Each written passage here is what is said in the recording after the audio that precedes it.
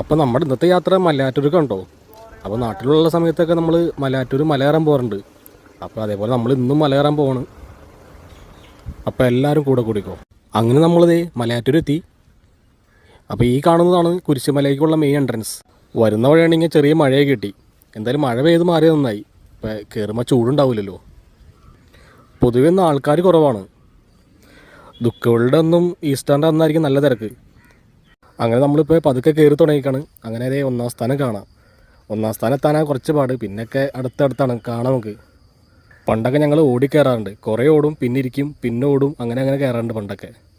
അങ്ങനെ നമ്മളിതേ ഏറ്റവും മുകളിലേക്ക് എത്തിയേക്കാണ്. ഇതാണ് 14ാമത്തെ കുരിശ്. ഇത് കണ്ടില്ലേ, ഇതാണ് എന്നെ ഞെട്ടിച്ചളഞ്ഞത്. ഈ കുരിശ് കണ്ട, ഇതൊക്കെ അവരെ നേർച്ചക്കാർ ഇത് താഴേന്ന് മുകളിലേക്ക് പൊക്കിക്കൊണ്ട് വന്നതാണ്. അതൊക്കെ നമ്മൾ സ്വന്തമായിട്ട് നടന്നു വരുമ്പോൾ ടയേർഡായി. അപ്പോൾ ഇതും കൂടി പൊക്കിക്കൊണ്ട് വരുമ്പോൾ എന്നാലോചിച്ചാൽ പോരെ. എന്തായാലും അവർക്കൊരു സല്യൂട്ട്. അങ്ങനെ നമ്മൾ പ്രാർത്ഥിച്ചത് മുകളിലെ കാഴ്ചകളൊക്കെ ഇതൊക്കെയാണ്. ഇവിടെ നല്ല കാറ്റാണ് ഇവിടെ. അപ്പോൾ നമ്മൾ ആകെ ക്ഷീണിച്ച് വന്നിട്ടുണ്ടെങ്കിൽ ഇവിടെ ഇരിക്കാൻ നല്ല രസമായിരിക്കും.